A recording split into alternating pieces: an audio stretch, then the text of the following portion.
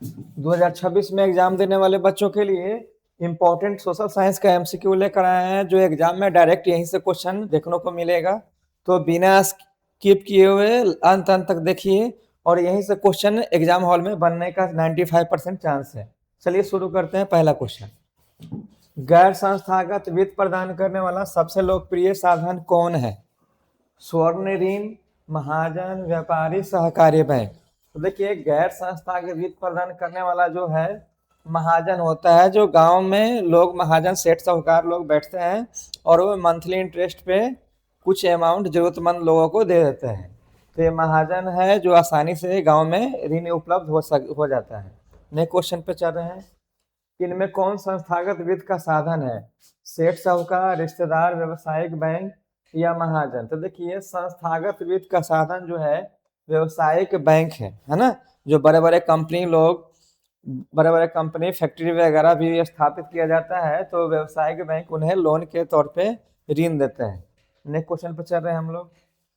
भारत के केंद्रीय बैंक कौन है? रिजर्व बैंक ऑफ इंडिया, क्षेत्रीय ग्रामीण bank, state bank of India या पंजाब नेशनल बैंक? तो भारत का केंद्रीय बैंक है रिजर्व बैंक ऑफ इंडिया, जिसे आरबीआई कहते हैं। और इसकी स्थापना 1935 में हुई थी। और इसकी स्थापना 1935 में हुई थी, ध्यान में रखना। आरबीआई का स्थापना 1935, और यह केंद्रीय बैंक है। और यह छोटा छोटा बैंक एसबीआई, पीएनबी ये सब पे निगरानी करता है, देख रेख करता है आरबीआई। नेक्स्ट क्वेश्चन पे चल रहे हैं। भारत में वर्तमान केंद्रीय सहकारी बैंकों की संख्या कितनी है? 50, 75, 35, 25? तो जो पहले था 25 था, अभी वर्तमान में आप लोग देख लीजिएगा कितना अभी है ना, क्योंकि हर साल अपडेट होते रहता है, इसको देख लेना। ऐसे 25 है। नेक्स्ट क्वेश्चन पे चल रहे हैं। दीर्घकालीन ऋण प्रदान करने वाला संस्थागत कौन है? कह रहा है कि लंबे समय के लिए आपको कर्ज देने वाला जो संस्था है वह कौन है? समूह महाजन, कृषि विकास बैंक, प्राथमिक कृषि साख समिति, इनमें से कोई नहीं। तो लंबे समय के लिए कृषि विकास बैंक जो है ये आपको कर्ज देने के लिए जाना जाती है। ऑप्शन हो जाएगा ख। ठीक है। नेक्स्ट क्वेश्चन पे चल रहे हैं। भारत की विदेश राजधानी किस शहर को कहा जाता है? कह रहा है कि भारत की विदेशी राजधानी किस शहर को जाना जाता है? मुंबई, दिल्ली, पटना या बेंगलुरु? तो ऑप्शन मानिएगा ये हो जाएगा मुंबई। मुंबई जो है विदेशी राजधानी के नाम से प्रसिद्ध है। नेक्स्ट क्वेश्चन पे चल रहे हैं। भारतीय रिजर्व बैंक की स्थापना किस वर्ष हुई थी? यानी आरबीआई का स्थापना पूछ दिया है, किस वर्ष हुई थी? 1935, 34, 36 या 39? तो आरबीआई का स्थापना 1935 में हुई थी, और इसका राष्ट्रीयकरण 1949 में किया गया था। ठीक है ना। तो इसको ध्यान से देख लेना, ऑप्शन हो जाएगा ये। नेक्स्ट क्वेश्चन पे चल रहे हैं।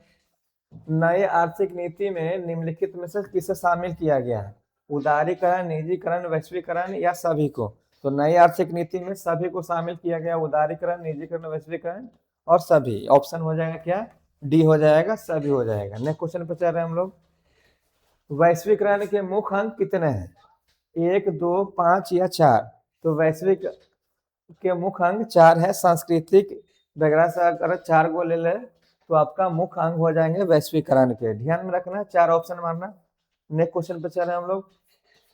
भारत उपभोक्ता संरक्षण अधिनियम की घोषणा कब की गई थी? 1986, 1980, 1987, 1988? तो ध्यान में रखिएगा, भारत उपभोक्ता संरक्षण अधिनियम 1986 में की गई थी। ऑप्शन हो जाएगा ये। नेक्स्ट क्वेश्चन पे चल रहे हैं।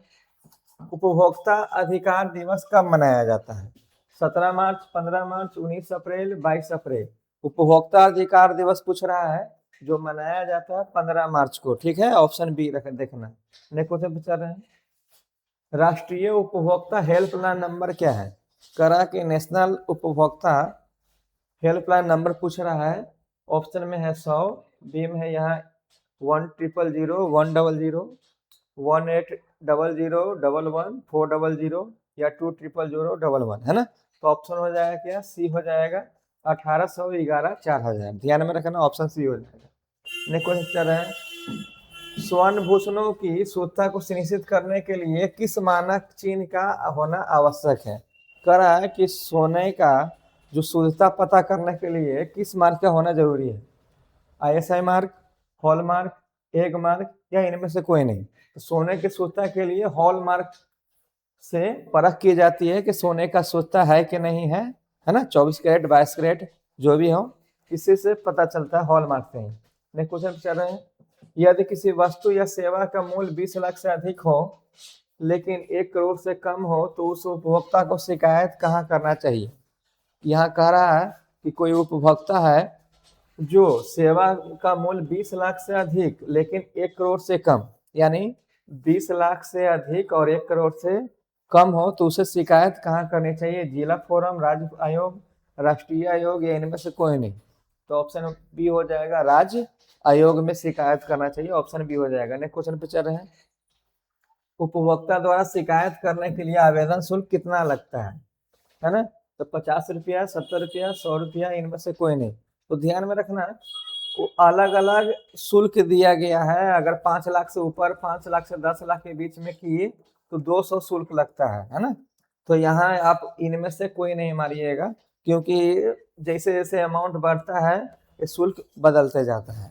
ठीक है, नेक्स्ट क्वेश्चन पे चल रहे हैं, प्राथमिक क्षेत्र कहा जाता है, बहुत इंपॉर्टेंट क्वेश्चन है। प्राथमिक सेवा क्षेत्र को, कृषि क्षेत्र को, औद्योगिक क्षेत्र को, इनमें से किसी कोई का नहीं। तो प्राथमिक क्षेत्र जो है कृषि क्षेत्र को कहा जाता है, ध्यान में रखना। ऑप्शन हो जाएगा बी। लेकिन अगर द्वितीय क्षेत्र का है तो वो हो जाएगा औद्योगिक क्षेत्र।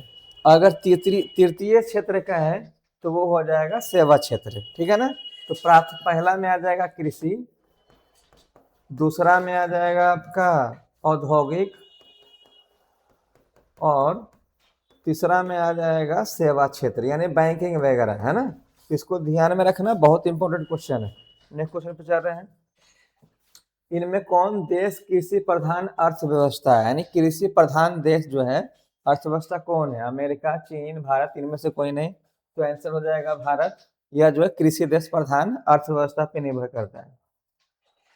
भारत में योजना आयोग का गठन कब किया गया था, 15 मार्च 1950, 5 सितंबर 1950, 15 अक्टूबर 1950 या इनमें से कोई नहीं। तो भारत में योजना आयोग का गठन जो है 15 मार्च 1950 को किया गया था, ध्यान में रखना। VVI क्वेश्चन है, 15 मार्च 1950। नेक्स्ट क्वेश्चन पे चल रहे हैं, जिस देश की राष्ट्रीय आय अधिक होती है वह देश कहलाती है। करा कि जिस देश का इनकम अधिक हो वह देश कहलाती है अविकसित, विकसित, अर्धविकसित, यानी में से कोई नहीं। तो आप ऑप्शन मारिएगा बी, विकसित, है ना। जिस देश का इनकम ज्यादा हो वो विकसित देश कहलाएगा। नेक्स्ट क्वेश्चन पे चल रहे हैं, किसे पिज्जा राज कहा जाता है, पंजाब, केरल, बिहार या दिल्ली। तो पिज्जा राज पहले जो है केरल राज को कहा जाता था, ऑप्शन मारिएगा बी। और यह जो है न्यूनतम गरीबी वाला राज्य बन गया है केरल, है ना। देश का पहला राज्य ऐसा है जहां गरीबी नहीं है। ठीक है, नेक्स्ट क्वेश्चन। तो इतना ही था, मिलते हैं हम लोग नेक्स्ट वीडियो में। तो चैनल को लाइक, सब्सक्राइब और शेयर जरूर कीजिए, और ऐसा ही इंपॉर्टेंट वीडियो आते रहेगा। ठीक है, धन्यवाद।